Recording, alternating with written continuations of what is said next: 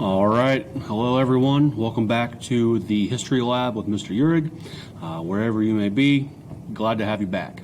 Today, we are going to continue to learn how to learn history.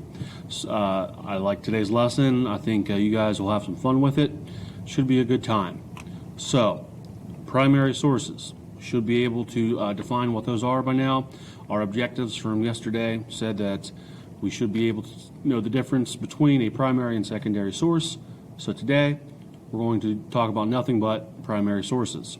What I hope that we can do today is look at two different primary sources and make an educated guess as to what they can tell us. Try to tell the story of these primary sources, but more on that in a second. So,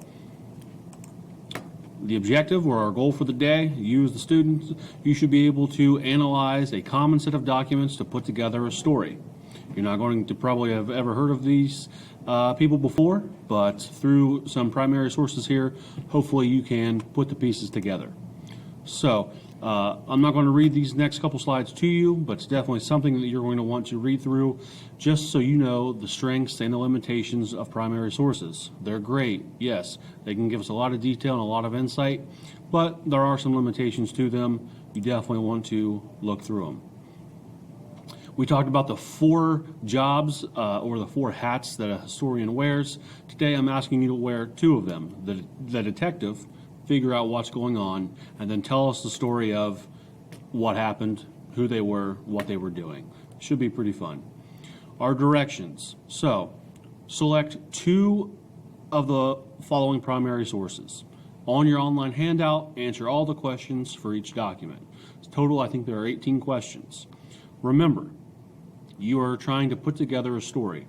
You might not have all the details that you need. You might not, there might be gaps in the information. You, as the historian, as the detective, have to fill in those gaps. Not all the answers are going to be there in black and white for you. It's kind of the point. If you can't read the documents, there's another Word document on Google Classroom that makes all the images bigger. If you open that up, I believe that should help you out if you can't see them all here on the slides. I'm just going to show you a couple of the slides here. There's the first one, I'm not going to tell you what it is because that's some of the questions. Just to slide through them here fast. The question that we're trying to answer is, who were the Sioux City Ghosts? Who were they? What did they do? So if we look here at our handout, over here you can see the same directions I just read to you. Example of the first question, what kind of source are you analyzing? Is it a letter, a newspaper, a journal? Is it a poster, an advertisement? Tell me how you know that. Be sure to answer all parts of the question. If you answer who wrote or created the document, and you put their name, if it's a newspaper article or something, you write the author's name, but then you don't tell me that it's on there, you're not going to get full credit for the question. So be sure to read each question fully, answer all parts of the questions. The most important question here at the bottom of the second page, number 10, come to conclusions. Characterize the Sioux City Ghosts. Who were they? What did they do? When did they exist? Be as specific as possible. If you've never heard of the Sioux City Ghosts, like many people in the world have not, through these primary sources, through these documents, I hope that you can tell me the story of who they were, what they did, what was their purpose. So if you have any questions, please let me know.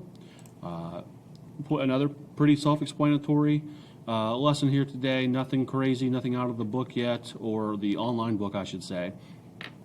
Looking at some slides, answer some questions with those slides.